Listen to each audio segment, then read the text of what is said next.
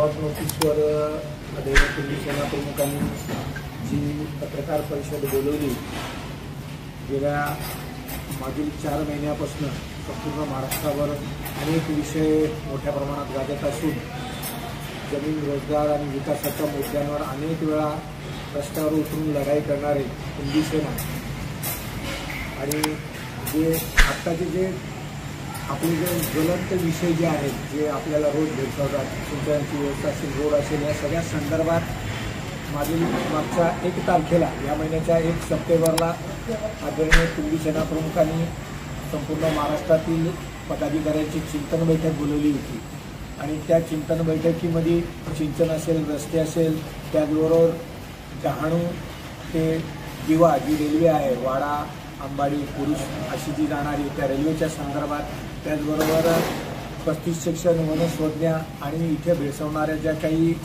वेगवेगळ्या समस्या आहेत. आपण रस्त्यांचा विषय बघितला असेल की मुंबई अखेच्या अंतरावर असताना मुंबईच्या 4ही बाजूचे रस्ते एवढे खराब झालेले आहेत की मुंबईला पोहोचायला आम्हाला 5-5, 6-6 तास लागतात. त्या सगळ्या गोष्टींवर चिंतन शिबिर 1 तारखेला पार पडलं आणि त्या चिंतन शिबिरामध्ये जे काही निर्णय, जे काही चिंतन झालं या संदर्भात संपूर्ण महाराष्ट्रातील तमाम जनतेला माहिती व्हावी म्हणून आजची पत्रकार परिषद पूर्वी सेना महाराष्ट्राच्या वतीनं बोलवली आहे. आपण सर्वजण आमच्या विनंतीला मान देऊन आलात. सर्वप्रथम पूर्वी सेना महाराष्ट्र राज्याच्या वतीनं मी आपल्या सर्वांचे मनपूर्वक हार्दिक स्वागत करतो आणि आजच्या पत्रकार सभेला सुरुवात करतो. माझ्यासोबत या ठिकाणी पालघर जिल्ह्याचे अध्यक्ष श्री अविनाश पाटील, त्याचबरोबर आमचे अध्यक्ष प्रल्हादजी शिंदे, प्रदीपजी हरड, आत्मारामजी भोई आणि आपण सर्व पत्रकार बोललो. 1 सप्टेंबरला विक्रमगडला महाराष्ट्र राज्य पूर्वी सेनेच्या वतीनं आम्ही एक चिंतन शिबिर बोलावलं. पूर्वी सेनेच्या वाटचालीला 24 वर्ष पूर्ण झाली. 25व्या वर्षात आम्ही आता पदार्पण करू. 1 महिन्याने संबंध 24 वर्षाच्या वाटचालीचा लेखाजोखा जो काही होता तो आम्ही त्याचं सर्वेक्षण केलं. एकूण असं आमच्या लक्षात आलेलं आहे की आमचा संघर्ष संपलेला नाही. आमचा संघर्ष आम्हाला ह्यापेक्षाही तेच स्वरूपामध्ये करावा लागणार. सद्यस्थितीमध्ये महाराष्ट्रभर गाजत असलेलं जरांगेंचं दडपशाही आंदोलन, पेसा कायद्यामुळे आदिवासी क्षेत्रामध्ये ओबीसींचं आलेलं शून्यावरचं आरक्षण, खाजगी आणि उदारीकरणाच्या धोरणामुळे शेती व्यवसाय पूर्णपणे उद्ध्वस्त झालेला. इकडे शेतकरी उद्ध्वस्त, बेरोजगारीच्या खाईत, दुसरीकडे त्याची तरुण पिढी खऱ्या अर्थाने आज नोकऱ्यांच्या संबंधामध्ये संकटात. शेतावर गेल्यावर काही नाही, राजकारणातून हद्दपारी अशा ह्या दुहेरी अवस्थेमध्ये संबंध जो भूमिपुत्र वर्ग आहे त्यात केवळ एक जात नाही, मी भूमिपुत्र हा शब्द वापरलेला आहे आणि शेतीवर आधारित असलेले जे सगळे घटक आहेत ते खऱ्या अर्थाने आज संकटामध्ये आहेत. जरांगेंच्या दडपशाहीमुळे 57 लाख मराठ्यांना कुणबी असल्याची दिलेली प्रमाणपत्र हा महाराष्ट्रात सध्या सगळ्यात चिंतेचा विषय ठरू शकतो आणि त्यांनी चालवलेली दडपशाही आणि त्यांच्यासमोर सरकार जे घुसणे टाकतो, किंबहुना तो रोज दडपशाही करतो आणि त्या दडपशाहीच्या समोर सरकार झुकतं. आपण बघितलं की प्रशासन झुकलं त्यांच्यासमोर, या महाराष्ट्रातले न्यायाधीश झुकले, प्रशासकीय यंत्रणा झुकली. म्हणजे जोर जबरदस्ती केल्यानंतर कुठलाही मागण्या पदरात पाडता येतात असं त्यांचं जे काही धोरण त्यांनी अवलंबलेलं आहे आणि सरकार त्यांच्यासमोर जे नतमस्तक होतं हा चिंतेचा विषय आहे. सद्यस्थितीमध्ये दळणवळण व्यवस्था पूर्णपणे संपुष्टात आलेली. मुंबईकडे जाणारे सगळे मार्ग पूर्णतः उखडलेले आहेत आणि 2-3 मार्ग उखडल्यामुळं परिस्थिती अशी झाली की ही संबंध वाहतूक जी आहे ती ग्रामीण क्षेत्रातून वळवण्यात आलेली आहे. जड वाहनांची जी ये-जा चाललेली आहे ग्रामीण क्षेत्रातल्या रस्त्यांवरून ती अतिशय चिंतेची आहे. कारण ज्या वेळेला हे रस्ते बनले त्यावेळेला असं कधीही गृहीत धरलेलं नव्हतं की इतक्या वजनी जड वाहनं इथून जातील. मोऱ्या तुटतात, पूल तुटतात. भिवंडी तालुक्यात तर कहर झाला की 50 गावांचा संपर्कच गेल्या 40 दिवसापासून तुटलेला होता. परवा दिवशी आम्ही तिथं रस्ता रोको आंदोलन केलं भिवंडीमध्ये. तांचाकडे जाणारे जे सगळे रस्ते हे उखडलेले आहेत आणि उखडलेल्या रस्त्यांचा लाखो वाहनांना फटका बसतो. गोरगरीब माणसं कुठेतरी उपजीविकेचं साधन म्हणून वाहनं वापरतात. किंबहुना वाहतुकीसाठी दळणवळण व्यवस्थेसाठी त्याचा उपयोग केला जातो. लोकांच्या आरोग्याचाही प्रश्न मोठ्या प्रमाणात उद्भवलेला आहे आणि अशा अवस्थेमध्ये कुणबी सेनेच्या बाबतीत जर बोलायचं झालं तर जमीन, पाणी, रोजगार आणि विकासाच्या प्रश्नावर आम्ही कायमस्वरूपी महाराष्ट्रभर लढे उभे केलेले आहेत. त्या लढ्यांमध्ये आम्ही केंद्रबिंदू हा शेतकरी ठेवला होता. शेतकऱ्याला न्याय मिळाला पाहिजे ही आमची भूमिका होती आणि आजही आहे, उद्याही राहील. एकूण लेखाजोखा जर आम्ही घेतला तर महाराष्ट्रातल्या या कुणबी सेनेच्या संबंध आंदोलनाच्या समोर सगळ्याच राजवटीच्या नेत्यांनी दखल घेतली. सुरुवातीला शरद पवारांनी दखल घेतली, नंतरच्या कालखंडामध्ये उद्धव ठाकरेंनी, बाळासाहेब ठाकरेंनी दखल घेतली, व्यासपीठावर आले आमच्या. त्याच्यानंतर काँग्रेसच्या बाबतीत बनण्याच्या ह्याच वाड्यामध्ये आपण सगळेजण साक्षीदार होते. इथं पूर्ण मंत्रिमंडळ पृथ्वीराज चव्हाण साहेबांनी उतरवलं होतं. दुर्दैवाने आमच्यासमोर आज जे काही प्रश्न आहेत त्या प्रश्नांच्या संबंधामध्ये जर विचार केला तर शेतकऱ्याची संपूर्ण कर्जमाफी झाली पाहिजे ही आमची भूमिका होती. आतापर्यंत कर्जमाफीच्या बाबतीमध्ये 50% देखील निर्णय झालेला नाही. शेतकऱ्याची संपूर्ण कर्जमाफी का पाहिजे तर वर्षानुवर्ष शेतमालाला उत्पादन खर्चावर आधारित भाव मिळालेला नाही. आज आपण कोकणातला विचार केला तर कोकणामध्ये सिंचन व्यवस्था नाही. धरणापाडी बाबून नवीन धरणं या ठाणे जिल्ह्यामध्ये, पालघर जिल्ह्यामध्ये बनवली जातात, परंतु स्थानिक भूमिपुत्रांना त्याच्यात कुठल्याही प्रकारचा वाटा दिला जात नाही. अशा पद्धतीचे प्रश्न उद्भवल्यानंतर ते प्रश्न केवळ संघर्षातून सुटतील अशी स्थिती नाही. संघर्षातून आम्ही काही प्रश्न सोडवले. त्याच्यामध्ये शेतकऱ्यांची दोनदा कर्जमाफी करून घेतली. त्याचबरोबर आमच्या मैत्रिणीच्या प्रश्नामध्ये किमान भूमिपुत्रांना 950 नोकऱ्या देण्यामध्ये आम्हाला यश मिळालं. समृद्धी मार्गामध्ये सरकारने ज्या पद्धतीने लुटीच्या भावाने जमीन घ्यायला लावण्याच्या विदाऊट नोटीस या विषयाच्या संबंधामध्ये महाराष्ट्रभर आंदोलन करून आम्ही सरकारला नमवलं आणि त्या ठिकाणी आज बडोदा मार्गामध्ये किंवा समृद्धी मार्गामध्ये आज लोकांना भरपूर असा नुकसान भरपाई मिळालेली. अनेक प्रोजेक्ट येऊन घेतलेले आहेत. आज आपण पालघरचा विचार केला तर पालघरमध्ये आता जे प्रोजेक्ट आहेत त्याच्यामध्ये बुलेट ट्रेनचा प्रोजेक्ट जो आहे हा किती काय सांगा आकडा 1,08,000 करोडचा बुलेट ट्रेनचा प्रकल्प आहे. बडोदा कॉरिडॉरचा प्रोजेक्ट जो आहे 40,000 करोड. वाढवून बंदर 78,000 करोड. 607 करोड. अब्जावधी रुपयाची उधळण चाललेली आहे. मी त्याला उधळण म्हणेल असं नाही, परंतु ह्या संबंध प्रोजेक्टवर जो कंट्रोल पाहिजे होता त्याच्यात जो भ्रष्टाचार झालेला हा अतिशय चिंतेचा विषय. त्याच्यामधून ह्या रोडच्या संबंधातलं जे भ्रष्टाचार आहेत ते जराही दुर्लक्ष कृती देण्यासारखे नाही. आम्ही काल अल्टिमेटम दिलेलं आहे सरकार. महिनाभराच्या आत राज्यस्तरावरचे काही प्रश्न जे आहेत त्याच्यामध्ये फडणवीस साहेबांनी स्वतः पुढाकार घ्यावा. त्याच्यानंतर जे वरच्या स्तरावरचे जे प्रश्न आहेत ते राष्ट्रीय स्तरावरचे, जेणेकरून आता मी कुणबी सेनेच्या काही मागण्यांकडे सुरुवात होतो. आरक्षणाच्या संबंधामध्ये गेल्या वर्षामध्ये मी 3 अधिवेशनं केली आणि 3 अधिवेशनामध्ये असं म्हटलं होतं की 1982 साली केजींनी जो अहवाल दिलेला आहे त्याच्यात श्रीकांत जितकरांचा पण समावेश होता. त्यांनी जो अहवाल दिला त्या अहवालामध्ये असं स्पष्ट म्हटलं आहे की महाराष्ट्रातल्या कुणबी समाजाची परिस्थिती महार आदिवासी समाजापेक्षाही खालावलेली आहे. अशा पद्धतीचा स्पष्ट उल्लेख त्याच्यामध्ये केलेला आहे. त्यांच्या अहवालामध्ये 82 साली. आज 82 ते 2024 पेजे समितीच्या अहवालाच्या अंमलबजावणी नसल्याकारणाने कुणब्यांच्या समोरचे प्रश्न, भूमिपुत्रांच्या समोरचे प्रश्न फार जटिल प्रमाणात उभे राहिलेले आहेत. एक वेळ असा होता की मुंबई मराठी माणसाची होती.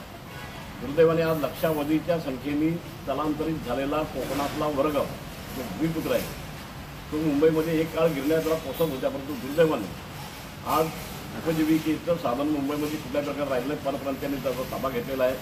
आणि आता मी जेवढे काही प्रोजेक्टची नावं घेतलेले आहेत या प्रोजेक्टमधून लक्षावधी लोक बाहेरचे या भागामध्ये येऊ घातलेले आहे. त्यावेळेला इथले खऱ्या अर्थाने आदिवासी शेतकरी विस्थापित होण्याचा एक फार मोठा धोका निर्माण झालेला आहे आणि म्हणून त्यांना डोळ्यासमोर ठेवून आम्ही काही मागण्या केलेल्या आहेत. त्या मागण्या राष्ट्रीय स्तरावरच्या आहेत, राज्यस्तरावरच्या आहेत. ह्या मागण्या काही लगेच पुऱ्या होतील अशातला भाग नाही, परंतु भारतीय जनता पक्षाच्या बरोबर आम्ही 19 सालापासून म्हणजे घटक पक्ष म्हणून आम्ही कार्यरत आहोत. प्रत्यक्षात कुणबी सेना ही निवडणूक लढणारी संघटना होती, परंतु नंतर माझ्या लक्षात आलं की समाजाच्या नावाखाली निवडणुका सक्सेस करता येत नाही, निवडून येता येणार नाही. त्यापेक्षा जो समाज समस्याग्रस्त आहे त्या समाजाला समस्याच्यामधून बाहेर काढण्यासाठी म्हणून कुठेतरी सत्ताधारी पक्षाचा हात मिळाला पाहिजे. परंतु आम्ही ज्या अभिलाषेने भारतीय जनता पक्षाच्या बरोबर 19 सालापासून आहोत, आजपर्यंत कुठल्याही प्रकारची आमच्या प्रश्नांच्या संबंधामध्ये सकारात्मक भूमिका भारतीय जनता पक्षाने घेतलेली नाही.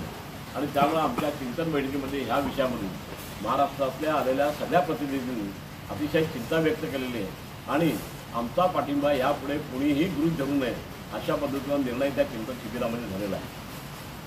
सिंचनाच्या बाबतीमध्ये वारंवार मुंबई वाढते, मुंबईच्या लगतची शहरं वाढतात. जसा शहराचा विचार केला जातो तसा खेड्याचा विचार व्हायला पाहिजे. ज्या पद्धतीने शहराला पाणी दिलं जातं त्या पद्धतीने खेड्यामध्ये पण पाणी दिलं पाहिजे. आता हर घर जल ही योजना सरकारने राबवली, परंतु त्याच्यामध्ये करोडो रुपयाचा भ्रष्टाचार झालेला आहे. एकही योजना पूर्णत्वाला जाईल अशी स्थिती राहिलेली नाही आणि त्याच्यावर पण सरकारचा ज्या पद्धतीचा कंट्रोल पाहिजे होता तो कंट्रोल दुर्दैवाने राहिलेला नाही. त्यामुळे त्या संबंध भ्रष्टाचाराच्या गटरगंगेमध्ये ह्या सगळ्या योजना अडकल्यामुळं त्या अर्थाने सरकारची ती योजना फेल्युअर होईल की काय अशी स्थिती आता ह्या मिनिटाला निर्माण झाली. सिंचनाच्या बाबतीमध्ये ज्या पद्धतीने प्रायोरिटीने मुंबईसाठी धरणे बनवले जातात तशाच पद्धतीचे छोटे गंधारे जरी घातले गेले या ग्रामीण क्षेत्रामध्ये तर सिंचनाचा प्रश्न सुटेल आणि सिंचनाचा प्रश्न सुटला म्हणजे रोजगाराचाही प्रश्न सुटू शकतो याच्यावर आमचा विश्वास आहे. कारण आमच्याकरता शेतकरी हा सक्षम आहे. जर त्याला खऱ्या अर्थाने पाणी मिळालं तर पैसे देणारी पिकं घेण्याची क्षमता आमच्या शेतकऱ्यामध्ये आहे. सिंचनाच्या बाबतीमध्ये सरकारने तातडीने तरतूद करायला पाहिजे. ज्या पद्धतीने रस्त्यांच्या संबंधामध्ये करोडो रुपयाची उधळण आज चाललेली आहे तशीच प्रायोरिटी जर सिंचनाला जर दिली तर निश्चितपणानं ह्या देशाला सुजलाम बनवण्याच्या बाबतीमध्ये शेतकरी वर्ग हे आव्हान स्वीकारू शकतो यावर माझा विश्वास आहे. आरक्षणाच्या संबंधामध्ये माझं स्पष्ट म्हणणं असं आहे की जो कुणबी वर्ग आहे महाराष्ट्रात तो अतिशय आर्थिकदृष्ट्या डब्यास आलेला आहे आणि म्हणून त्याला स्पेशली घटनेच्या कलम 15(4) आणि 16(4) नुसार आरक्षण मिळावं असं पेजेच्या अहवालाने 82 साली शिफारस केलेली. परंतु गेल्या 44 वर्षामध्ये ह्या विषयाच्या संबंधामध्ये कुठल्याही प्रकारचं ठोस पाऊल न उचललं गेल्यामुळं आज सरकारी नोकऱ्यामधून हा वर्ग पूर्णपणे हद्दपार होत चाललेला आहे. आणि तशातच पेसा कायद्याचं जे आंदोलन आहे पेसा कायद्याला विरोध कुणबी सेनेने कधीच केलेला नाही. आदिवासी बांधवांची उन्नती व्हावी याच्यासाठी मी माझ्या आयुष्यामध्ये हजारो आंदोलनं केलेली आहेत आणि मी त्या संबंधामध्ये नेहमीच असं म्हटलेलं आहे का आदिवासी आणि बिगरदर्शी शेतकरी ही विकासाच्या रथाची 2 चाकं आहेत हे वारंवार मी म्हटलेलं आहे. परंतु आता ज्या पद्धतीने त्या विषयावर लढे चालू आहे त्या विषयाच्या संबंधामध्ये आदिवासी लोकप्रतिनिधींनी कुठे सकारात्मक भूमिका घेतली पाहिजे. एक क्षण असा आला का पेसा कायद्याच्या नंतर प्रचंड मोठं आंदोलन माझ्या नेतृत्वाखाली या ठाणे जिल्ह्यामध्ये उभं राहिलं 5 वर्षापूर्वी. ज्यावेळेला माझ्या असं लक्षात आलं की आता वर्ग विग्रहाची लढाई सुरू होती की काय त्यावेळेला आम्ही त्या विषयामध्ये थांबलो आणि शांततेच्या मार्गाने आम्ही ह्या विषयाच्या संबंधामध्ये सगळ्या लोकप्रतिनिधींच्या बरोबर चर्चा सुरू ठेवल्या. आजही त्या चर्चा सुरू आहेत. मागच्याच 2 महिन्यापूर्वी माझे आदिवासी विकास मंत्री आणि माजी खासदार श्री राजेंद्र गावित आणि दोन्ही आंदोलनकर्ते यांच्यावर सोबत बैठक झालेली आहे आणि पेसा कायद्याच्या संबंधामध्ये जे 100% अनुदान जर जे धोरण घेतलेलं आहे भरतीच्या संबंधामध्ये त्या संबंधामध्ये अतिशय सकारात्मक चर्चा झालेली आहे. आणि ती चर्चा झालेली असताना एक विशिष्ट वर्ग आज ह्या ठिकाणी रस्त्यावर उतरतो त्याची प्रतिक्रिया दुसरी पण होऊ शकते. जरांगेचं ज्या पद्धतीनं जोरजबरदस्तीचं आंदोलन चालू आहे त्याच्यातून दुसरी प्रतिक्रिया उमटू शकते. कारण आपल्याला माहिती आहे की माझ्या नेतृत्वाखाली वाड्यामध्ये एक मोठं संमेलन मोठा मोर्चा झाला जरांगेच्या आंदोलनानंतर. त्याच्यानंतर शहापूरला झाला, त्यानंतर कल्याणला झाला, कल्याणला झाल्यानंतर भिवंडीला झाला आणि भिवंडीचा संपल्यानंतर चिपळूणला प्रचंड मोठा मोर्चा माझ्या नेतृत्वाखाली झालेला आहे. परंतु आम्हाला ह्या महाराष्ट्रामध्ये कायदा सुव्यवस्था राखायची आहे. कायदा सुव्यवस्था राखण्यासाठी सरकारला पूर्णपणे आम्हाला सहकार्य करायचं आहे. परंतु हे सगळं करत असताना एकतर्फी जे चाललेलं आहे सगळं त्याच्यातून महाराष्ट्रामध्ये कायदा सुव्यवस्थेची परिस्थिती रोजच्या रोज निर्माण होते आहे. एकीकडे जोर जबरदस्तीची आंदोलनं त्याच्यातून आपल्याला पाहिजे ते काढून घेण्याची प्रवृत्ती वाढते आहे. दुसरीकडे जो कष्टकरी वर्ग आहे तो आज पूर्णपणाने उद्ध्वस्त झालेला आहे आणि अशा अवस्थेमध्ये ज्या ज्या काही मागण्या आम्ही केलेल्या आहेत त्या मागण्यांच्या संबंधामध्ये सकारात्मक पावलं उचलली गेली पाहिजेत असं माझं म्हणणं आहे. आणि ॲस्ट्रोसिटीचा मधल्या काळामध्ये एका विशिष्ट संघटनेने जो काही दुरुपयोग केला, ॲस्ट्रोसिटीचा दुरुपयोग हे तर गेल्या 30-35 वर्षापासून चालूच आहे आपल्या ठाणे जिल्ह्यामध्ये. पण नव्याने मानवी तस्करी, गुलामगिरी, बेडबिगारीच्या संबंधामध्ये ज्या काही केसेस घातल्या गेलेल्या आहेत त्याच्यातून शेतकरी वर्ग पूर्णपणे हतबल झालेला आहे. शेतीच्या व्यवसायातून तुटला गेलेला आहे. वीट व्यवसाय पूर्णपणे धोक्यात आलेला आहे आणि वीट व्यवसाय धोक्यात आल्यामुळं आज आदिवासींना पण मिळणारा जो रोजगार होता तो रोजगार देखील त्या रोजगार ते मुकू शकतात अशी स्थिती ह्या ठाणे जिल्ह्यामध्ये आणि कोकणामध्ये झालेली आहे. आणि म्हणून वारंवार आम्ही निश्चित मतं द्यायची एखाद्या राजवटीला ही गोष्ट काही बरोबर होणार नाही. आम्ही केवळ BJPला आज मदत करतो अशाला फक्त सुरुवातीच्या काळामध्ये शरद पवार जाणते नेते म्हणून आम्ही त्यांना मदत केली. शेतकऱ्यांचे जाणते नेते म्हणून आम्हाला काहीतरी मदत होईल असं आम्हाला वाटलं होतं.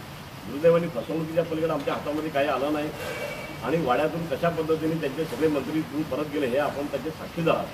त्याचबरोबर उद्धव ठाकरेंनी देखील अशा पद्धतीने आम्हाला फार मोठी फसवणूक आपली केलेली. पूर्वी सेनेने आमच्या व्यासपीठावर येऊन अनेक आश्वासनं दिली. त्या आश्वासनांच्या परिपूर्ततेच्या संबंधामध्ये कुठल्याही प्रकारचा उपाययोजना त्यांच्याकडून झालेली नाही. आणि त्यामुळं असलेल्या सगळ्या ज्या राजवटी आहेत त्या राजवटीच्या संबंधामध्ये, राजकीय पक्षांच्या संबंधामध्ये जनतेच्या मनामध्ये एक फार मोठा उद्रेक आहे आणि तो उद्रेक या विधानसभेच्या निवडणुकीच्या वेळेला बाहेर येण्याची शक्यता आहे. काही प्रमाणावर तो लोकसभेमध्ये आला, कारण ही जी वापरा आणि फेका ही जी पद्धत आहे राजकीय पक्षांची ती त्यांनी सोडली पाहिजे. आणि ह्या देशातला जो कॉमन मॅन आहे, खऱ्या अर्थाने जो शेतकरी वर्ग आहे, ज्या शेतकऱ्यांनी ह्या देशाला सुजलाम बनवलेलं आहे. एक काळ असा होता की आपल्या देशामध्ये अन्नधान्य नव्हतं आणि अन्नधान्य नसल्याकारणाने अमेरिकेतून मिलोसारखा एक जे धान्य होतं, कॅटल फूड होतं, ते कॅटल फूड ह्या ठिकाणी आयात करायला लागायचं. परंतु स्वर्गीय इंदिरा गांधींनी ज्यावेळेला हरित क्रांतीची घोषणा केली त्यावेळेला इथल्या शेतकऱ्यांनी भरभरून त्यांना प्रतिसाद दिला आणि तो प्रतिसाद दिल्यानंतर हा देश आज अन्नधान्याच्या दृष्टीने पूर्णपणे सुजलाम झालेला आहे. परंतु याचा अर्थ असा नाही की मोफत धान्य तुम्ही द्या, गरिबांना द्या असं देऊ नका असं आमचं म्हणणं नाही. परंतु जे शेतकऱ्यांच्या संबंधातले जे प्रकल्प आहेत, शेतकऱ्यांच्या ज्या समस्या आहे, बळीराजा जो आज संकटात आहे, त्या संकटातून त्याला बाहेर काढण्याच्या दृष्टिकोनातून सरकारने काही कणखर पावलं उचलली पाहिजेत आणि मोदींनी ती उचलली पाहिजेत ही आमची भावना आहे. आणि म्हणून आमच्या हरकत शेतकऱ्यांसाठी संघटना चालवतात तो वर्ग, तो संबंध जो वर्ग आहे किंवा आमच्या ज्या संघटना आहेत त्या आज ह्या समाधानी नाहीत. याचं कारण असं आहे की शेतकऱ्याला केंद्रबिंदू समजून या पद्धतीने काही गोष्टी व्हायला पाहिजे त्या झालेल्या नाहीत. या भागातली जी इंडस्ट्रीज आहे ही लोखंडाची इंडस्ट्रीज आहे, तर म्हणजे शेतीवर आधारित उद्योगांची निर्मिती या भागामध्ये आम्हाला अपेक्षित होती, जेणेकरून या भागामध्ये शेतीचा व्यवसाय हा निश्चितपणानं पूर्वीच्या अवस्थेला आला असतो. परंतु केवळ लोखंडाच्या कारखान्याकडून काय होतं, आज आपल्या ह्या वाड्याची परिस्थिती किंवा आज आपल्या पालघर जिल्ह्याची परिस्थिती, ठाणे जिल्ह्याची परिस्थिती अशी आहे की सगळेच रासायनिक कारखाने त्याचं जाळं ह्या ठिकाणी उभं राहिलेलं आहे, त्याचबरोबर टायरच्या फॅक्टऱ्या ह्या ठिकाणी उभ्या राहिलेल्या आहेत. म्हणजे हा जो वाडा कोलमसाठी जो प्रसिद्ध भाग होता तो आज त्याचा गॅस चेंबर बनलेला ही स्थिती आहे. आणि त्यामुळं आमचा इशारा आहे भारतीय जनता पक्षाला किंवा आमचे जे कोणी मित्रपक्ष असतात त्यांच्याबरोबर आमचे मित्रपक्ष जोडलेले आहेत. अजित पवार आहेत, माननीय शिंदेसाहेब आहेत, एकनाथ शिंदेसाहेब. आणि शिंदेसाहेबांना आता असं करायला लागलं की ज्यांचा काही चळवळीशी संबंध नाही, ज्यांनी कधी चळवळी उभ्या केल्या नाही, ज्यांनी एखादा मोर्चा काढायला अशा लोकांच्याबरोबर त्यांनी बसायला सुरुवात केली नाही, याचाही आम्ही निषेध करतो. आणि पूर्वी सेनेला गृहीत न धरताना जेव्हा जर वाटत असेल की पूर्वी सेना आपल्याला मदत करेल तर आम्ही वेळ प्रसंगी आम्ही तटस्थ राहणं पसंत करू, परंतु आम्ही कोणाला पाठिंबा देणार नाही. आमचा पाठिंबा गृहीत धरू नये. 1 महिन्याच्या राज्य स्तरावरची बैठक आणि राष्ट्रीय स्तरावरची बैठक पूर्वी सेनेच्या शिष्टमंडळाबरोबर झाली पाहिजे ही आमची आग्रही भूमिका आहे. आणि या संबंधामध्ये चिंतन सभेमध्ये 1 सप्टेंबरच्या विक्रमणला जो ठोस निर्णय झालेला त्या ठोस निर्णयाच्या संबंधामध्ये मी आपल्याला या ठिकाणी आता घोषवारा दिलेला आहे. आपल्याला जर काही प्रश्न विचारायचे असतील तर आपण विचारू शकता.